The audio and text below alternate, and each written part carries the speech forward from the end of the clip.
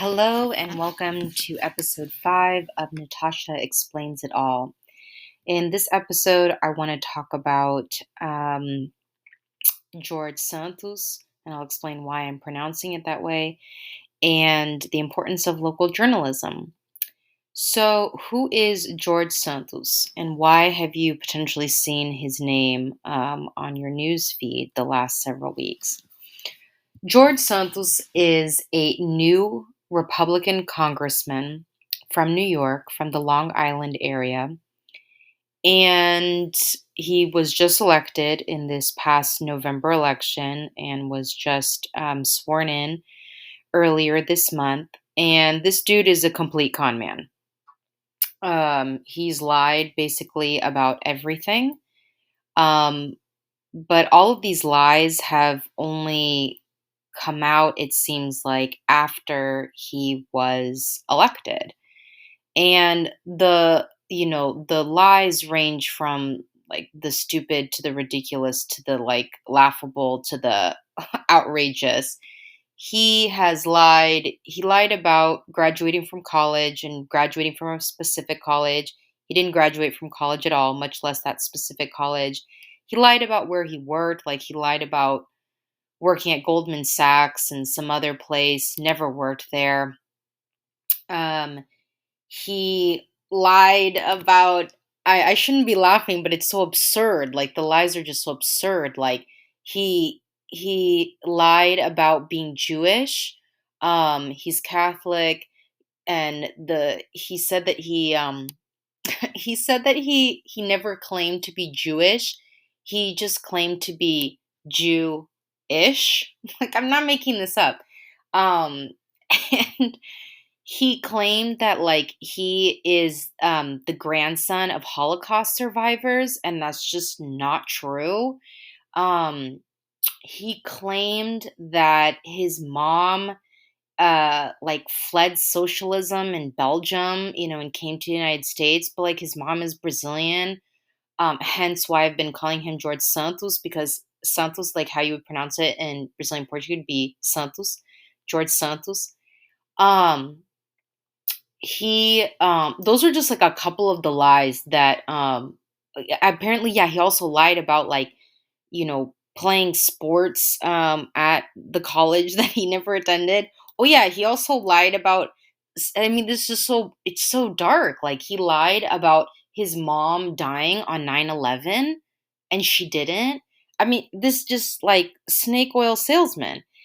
And apparently he also uh back in 2008 in Brazil, he used stolen checks to make purchases, and he actually confessed to doing this, but I guess fled the country. And like Brazilian authorities had to pause their investigation because they couldn't locate him. But now that he is a US congressman, they have been able to locate him. And so Brazilian authorities have now reopened that investigation into that fraud case. And they've even like apparently like the employee that he defrauded and like used these false checks, um, who ended up having to pay that money back to his employer, um, to cover George Santos's crime, like has been interviewed by various media outlets. Like, so anyway, Brazilian authorities now have reopened this criminal investigation against him for using these stolen checks. And then now both like local, as in New York, um, officials as well as federal officials are looking into his campaign finances, because apparently there's tons of weird, questionable things in terms of what he has disclosed and what he didn't disclose. As one example that I'm aware of, apparently he ran for Congress before, and I believe he ran in the 2020 cycle, if I'm not mistaken. And because federal congressional elections in the United States are every 2 years for the House. For the Senate, um, every 2 years, a third of the Senate is up for reelection. So Senate terms in the United States are 6 years, and every 2 years, a third of the Senate is up for reelection. In the House, it's every 2 years, and everybody is up for reelection. Which could be a whole other episode, right? Of like the pros and cons of basically members of the House are in constant election mode. Anyway, so apparently, the last time that this guy ran for Congress, he lost. But he, like, on his financial disclosure statements, he like listed no assets and claimed like that his income was like $55,000 a year, some salaried position. And then in this last cycle in 2022, when he ran and won this time, he donated over $700,000 of his own money to his campaign.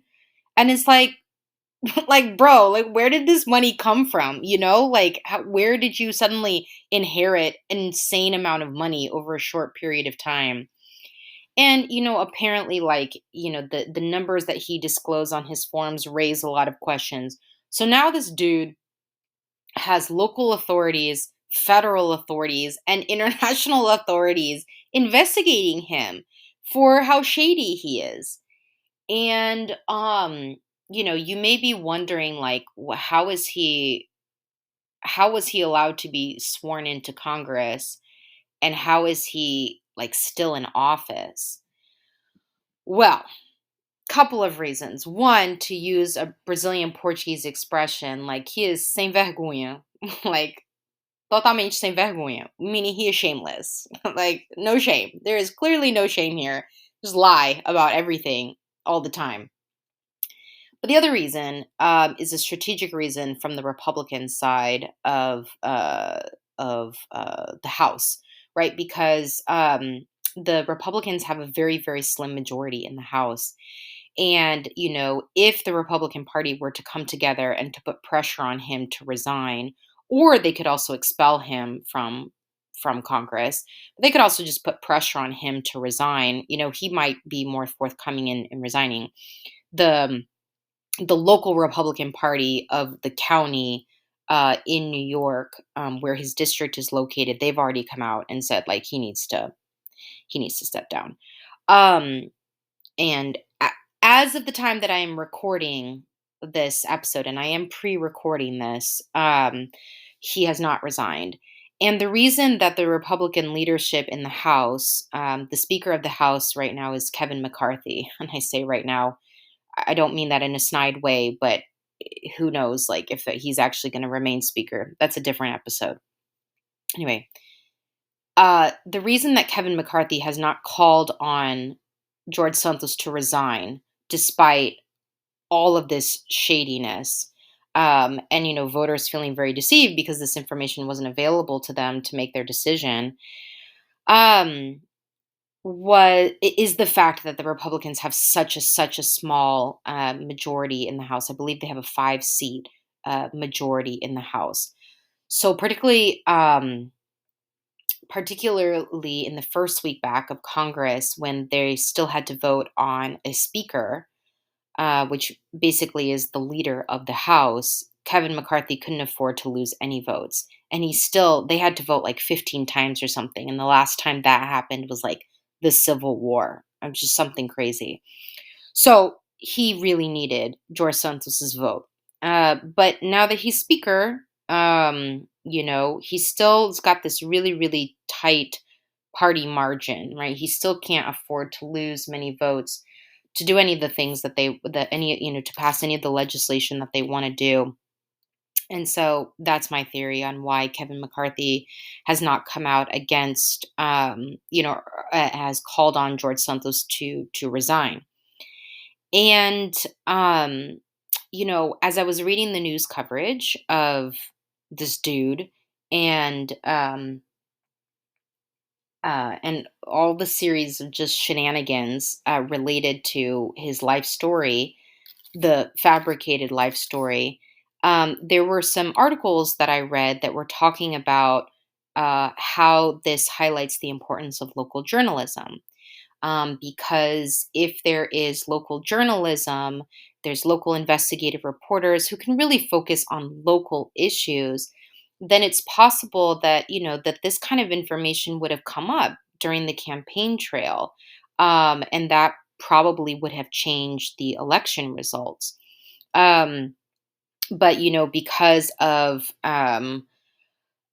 media consolidation, media buyouts. There are very, very few, just overall, independent um, media outlets, newspapers, and then, even fewer that are hyper focused on local issues. And I thought, yeah, that makes a lot of sense. That this is one example of the importance of local journalism to be able to hold local leaders accountable, right, to promote transparency, and to really be able to investigate local issues of corruption, etc. And it reminded me of a couple of other examples. Like, there's a case I'm working on that 100% uh, what we brought about because of local investigative journalism that highlighted a local issue. And that alerted us to it, and so we've brought a case about it. um, and it also reminded me of another, I mean, lots of legal cases are brought because of investigative journalism and because of local journalism that reveals, local issues. A very famous example that's relatively recent about the importance of local journalism happened in Pennsylvania with the infamous Kids for Cash scandal.